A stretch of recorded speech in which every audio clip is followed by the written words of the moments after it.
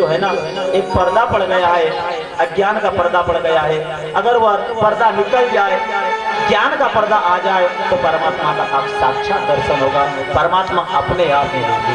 ये कटु सत्य है। सुशीला ने याद दिलाई, छोटे छोटे बच्चे भूख और प्यास से तड़प रहे, बिलख रहे हैं। सुदामा जी किसी को मांगते नहीं, किसी के आगे अपनी झोली फैलाते नहीं है, जो मिल जाता उसी से जीवन व्यापन करते। इतनी गरीबी है महाराज सुदामा जी के चरित्र में, इतनी गरीबी है कि जिसका बखान नहीं किया जा सकता। लेकिन मस्तिष्क में तेज है, मस्तिष्क में तेज है।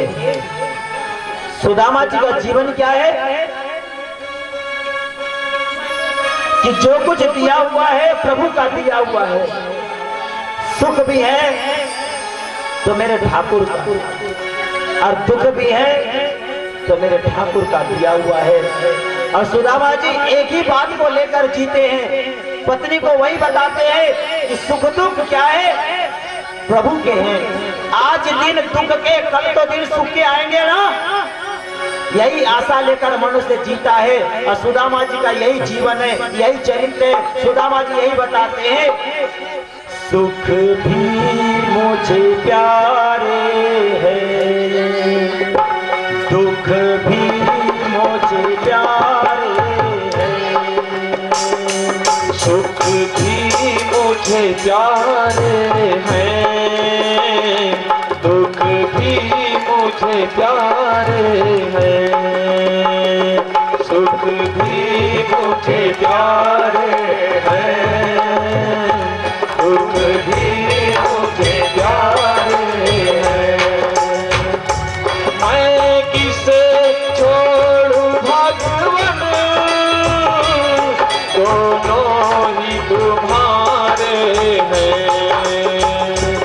मैं किसे छोड़ूं भगवन, दोनों ही तुम्हारे हैं। सुख भी मुझे प्यारे हैं, दुख भी मुझे प्यारे हैं।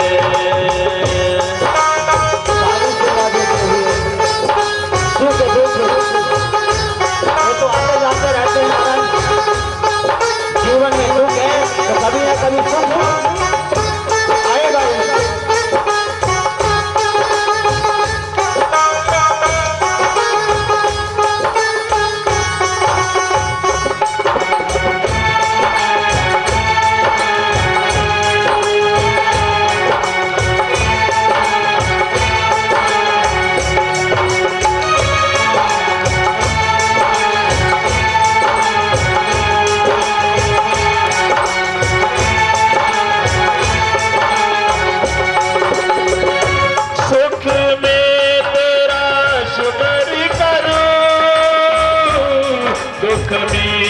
तुझे याद करूं, सुख में तेरा सुमर करूं,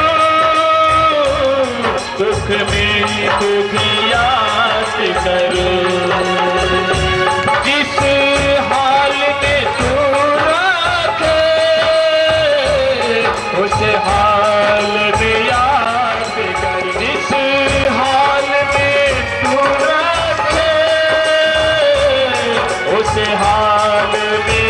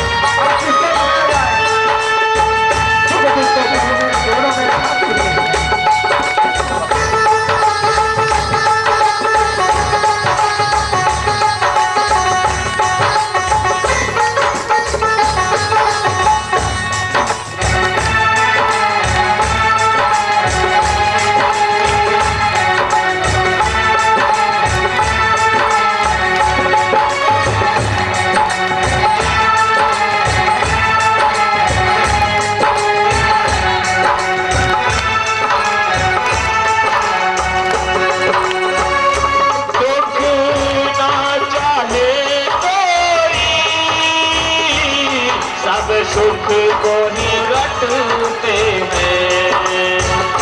दुख ना चाहे कोई, सब सुख को ही रटते हैं।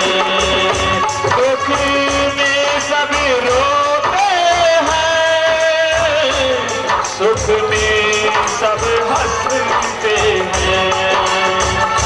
दुख में सब रोते हैं, सुख में सब हंसते हैं। सुख मिलता है जिसमें, दुख ही तो सहारे हैं। सुख मिलता है जिसमें, दुख ही तो सहारे हैं। सुख भी मुझे प्यारे हैं, दुख भी मुझे प्यारे हैं। सुख भी मुझे प्यारे हैं, दुख भी मुझे प्यारे हैं। मैं किसे छोड़ूं भगवन, दोनों ही तुम्हारे हैं। मैं किसे छोड़ूं भगवन, दोनों ही तुम्हारे हैं। दुख भी मुझे प्यारे हैं। बोले वृंदावन बिहारी लाल की जय हो।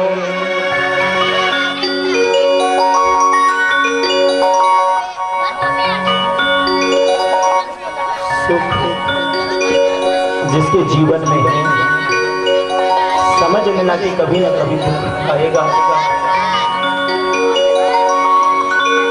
और जो व्यक्ति के जीवन में दुख है, समझ लेना कि कभी ना कभी सुख आएगा।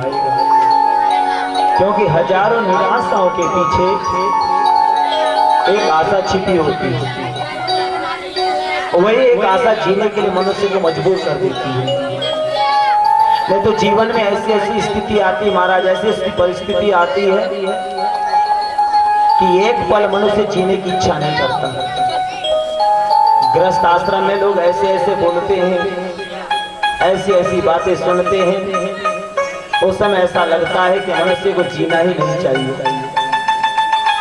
एक पल में ऐसा लगता है कि जीवन को नष्ट कर देना चाहिए, जीना ही नहीं चाहिए। तो मेरे भाई बहन, दुख से ही मनुष्य सीखता है। दुख हमको सिखाता है।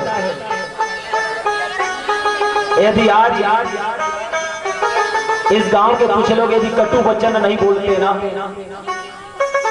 तो आज ये कथा नहीं होती। कुछ बातों ने, कुछ व्यक्ति ने ऐसी जिद लगा दी, कैसी रही तुम्हारी भागवत, कैसी होगी तुम्हारी भागवत, हो गई तुम्हारी भागवत। मैंने कहा ठाकुर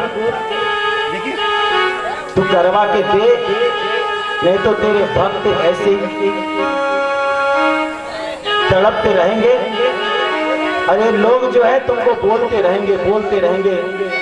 हो गई तुम्हारी भागवत। क्योंकि आज के समय मजा लेने वाले बहुत मिलते हैं महाराज।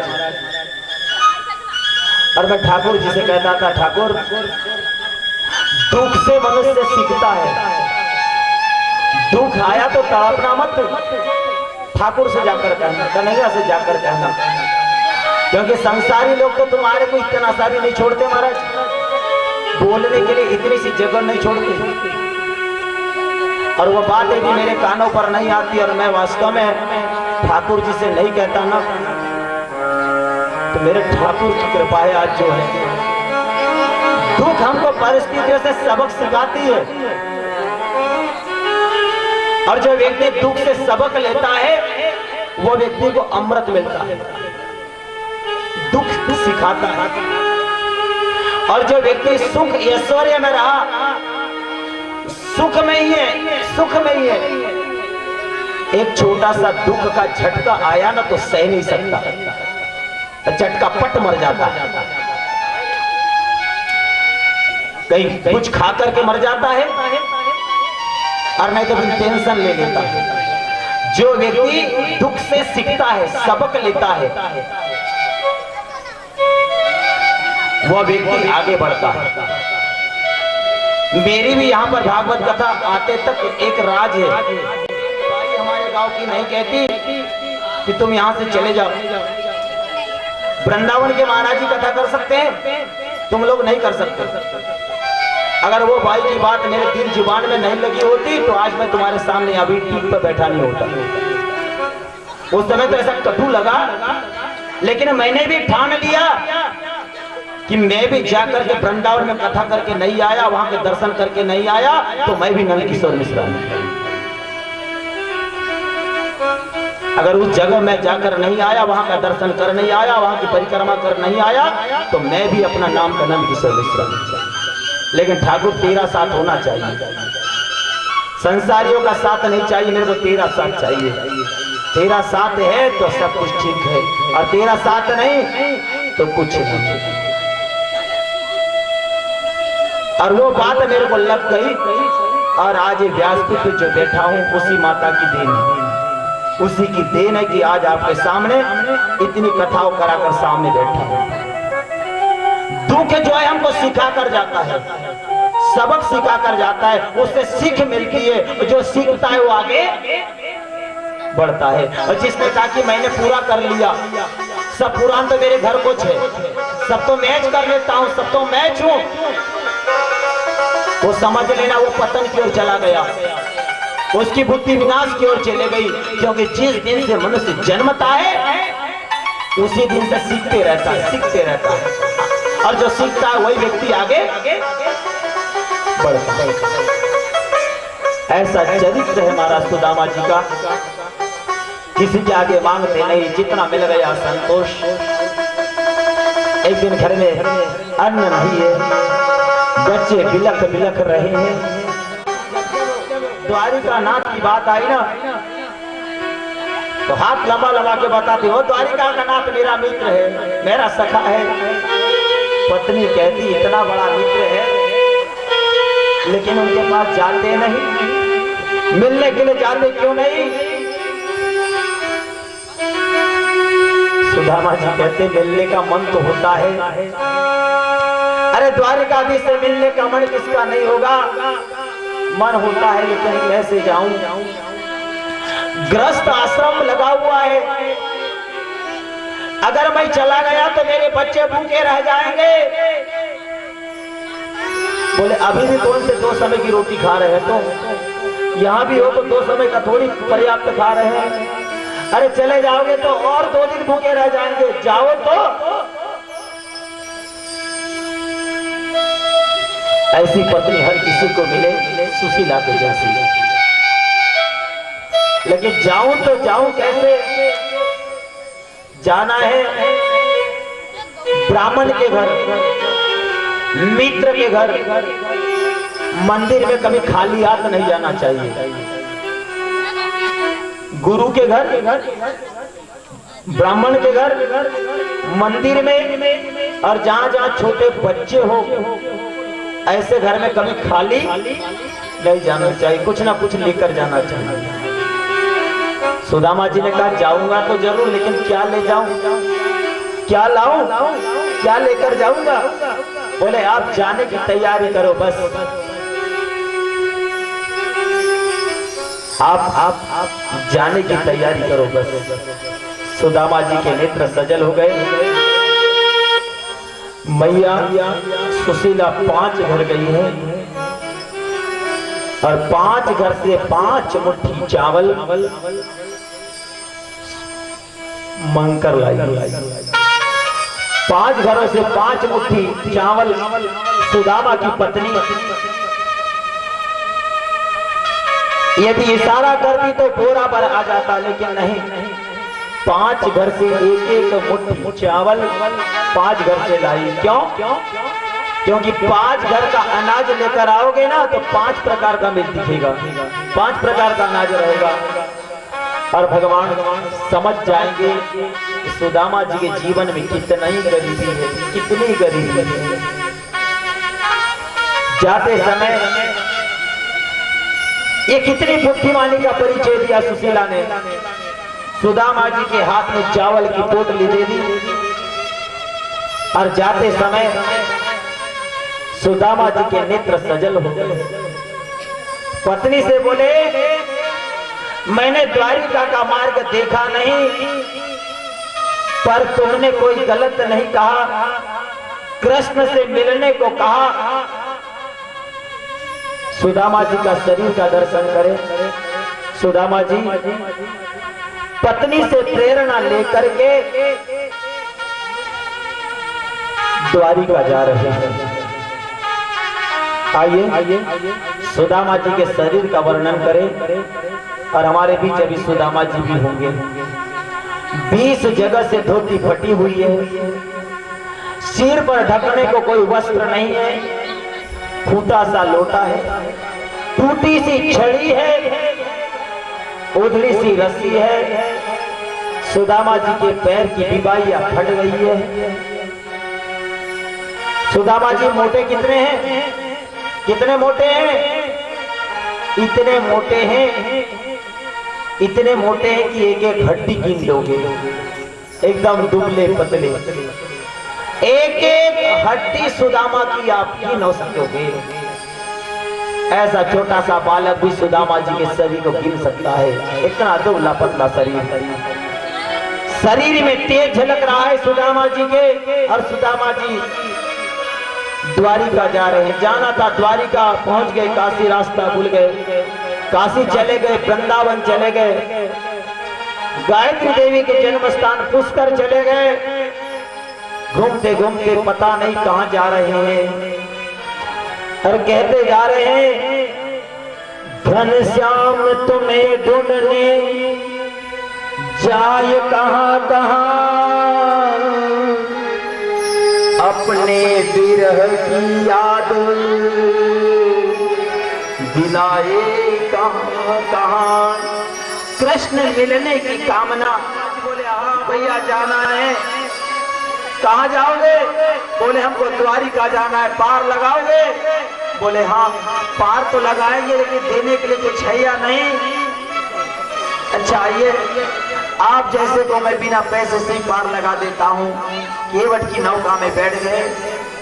मैं आपको स्पष्ट बता दूं, केवट कोई और नहीं है, ये पार लगाने वाला ये भोला सा ब्राह्मण, टूटी सी छड़ी, शांत बैठा है। केवट बार बार सुदामा को देख रहा है और हंस रहा है। और केवट ने भगवान को पार लगाया है। सुदामा जी ने सस ने पूछा, भैया केवट जी, यहाँ से द्वारपालों ने आज तक ऐसा दृश्य अपने जीवन में नहीं देखा। जीवन के सारे उम्र व्यतीत हो गए, लेकिन ऐसे ब्राह्मण को द्वार पर आते कभी नहीं देखा। द्वारपाल विचार करने लगे, ये कौन आ गया आज? कृष्ण के द्वार पर कौन आ गया? कौन है? और सुदामा जी कहते हैं,